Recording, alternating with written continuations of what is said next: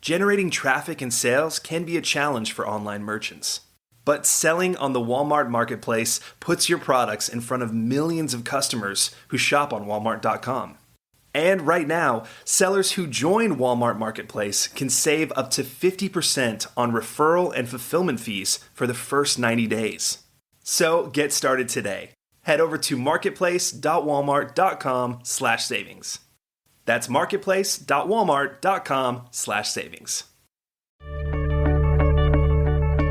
Today's podcast is sponsored by SLI Systems, providers of intelligent site search and navigation solutions. Learn more at sli-systems.com and listen to their interviews at ecommercepodcast.com. Your path to e-commerce success starts right here.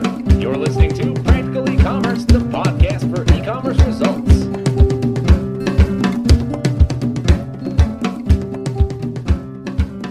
Hello, welcome back to another Practical E-commerce podcast. My name is Brian Getting, and this is part of the September 2006 shopping cart issue.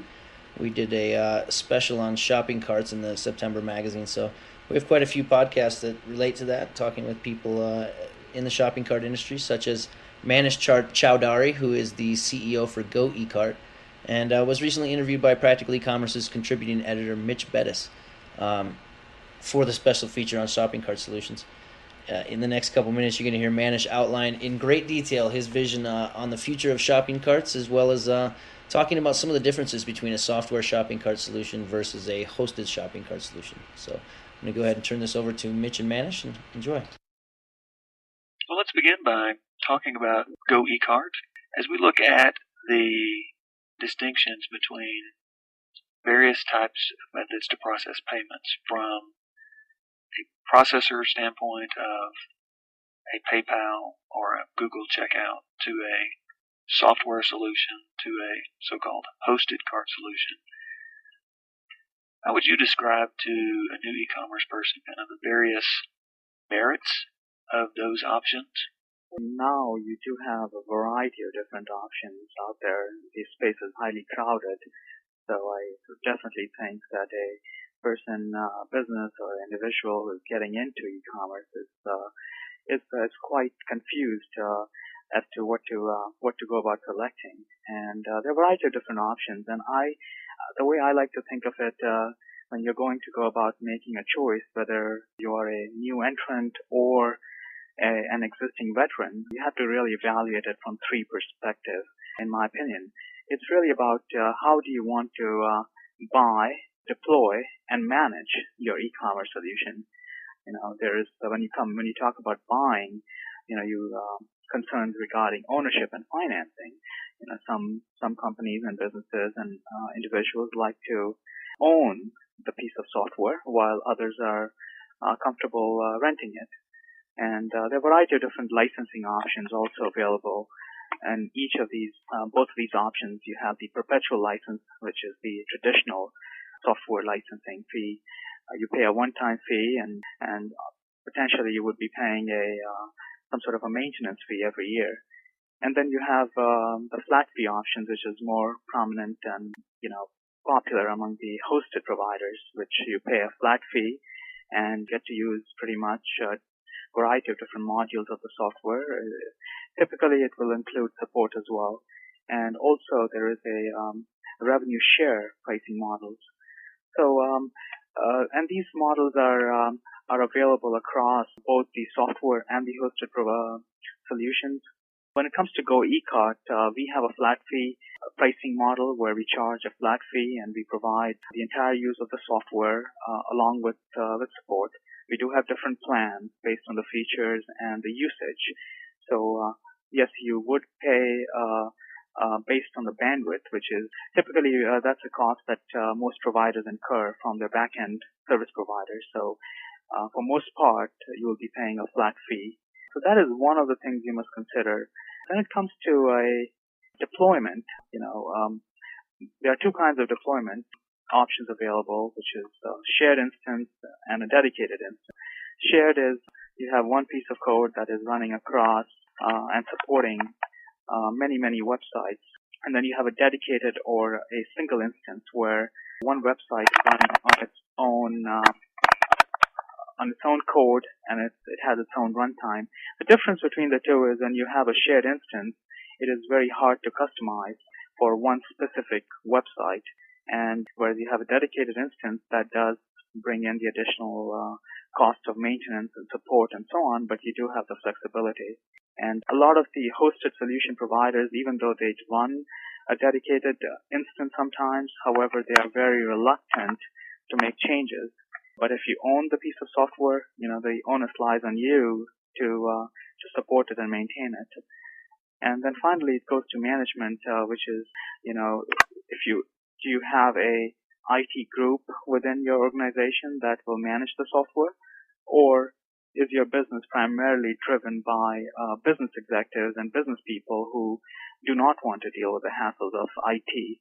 And so you have in-house option versus an outsourced option. And what we do here at GoECart is we actually provide you with all the managed IT services. You are still in charge of merchandising and marketing, but we take care of all the software uptime and development and so on. So one of the key differentiators of GoECart is that we provide perhaps one of the best blends of both the worlds. The flexibility of almost owning your own software, plus the peace of mind that comes with an outsourced version. And the reason that is when you buy the software, you are in charge of everything.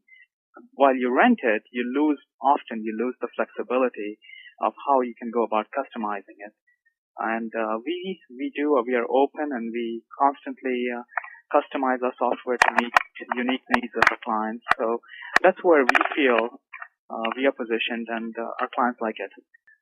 As a new e-commerce store is kind of plowing into this market, there are, as you mentioned, between hosted and software solutions, all those in between, there's some 300 or so different options out there. So it can be some deep waters to muddle through. And at least my experience is that as we've looked at various carts, each one, there's a consistent group of features that most things include. There's a basic analytic package under most carts, for instance. Are there some distinguishing features you think are kind of most important that in today's e-commerce climate, an e-commerce owner should really be looking to make sure that their cart includes these particular features, or features that can help move them forward, features that perhaps are more important than others that folks really ought to zone in on when they're evaluating which cart to partner with? Very good question, because we battle with that almost on a daily basis when we speak with our clients. And one of the advice that I like to give to our clients is, focus on the end result, which is basically how are you going to drive the business from the shopping cart or from this e-commerce initiative, and not get so caught up into the tiniest little features or technology which may not have as significant of an impact, because we constantly see the merchants who succeed versus the merchants who do not. One of the key differentiators that we found is the merchants that actually do very well on the internet are the ones that are very marketing savvy. They know what they want, and they know how to promote their store, and they know how to drive the traffic and drive the sales, and they have a good merchandising plan as well. In that context, one of the things I have found that a merchant should concentrate on is what are the sales and marketing features that are available in the shopping cart. And particularly given today's climate, I consider search engine friendliness of an e-commerce store to be of great importance. A lot of offerings out there that may have tons of features, but if they fail to drive traffic to your store, particularly the smaller merchants who rely heavily on organic traffic from search engines like Google, Yahoo, and MSN, and so on, they are losing out on that traffic, which really is one of their biggest competitive advantages. So I would definitely give high importance to search engine friendly architecture. The other some key features would be shipping and payment options, obviously, because customers are very concerned, particularly now with the cost of shipping going up and so on, whether you're accurately calculating the shipping cost or not. Then I would also pay emphasis on whether you have the features to make your store look professional.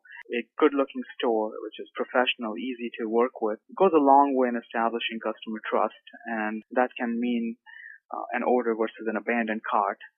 So those are some of the key features that I think are quite important when merchants are considering a e-commerce package. So we kind of look at some of these package solutions.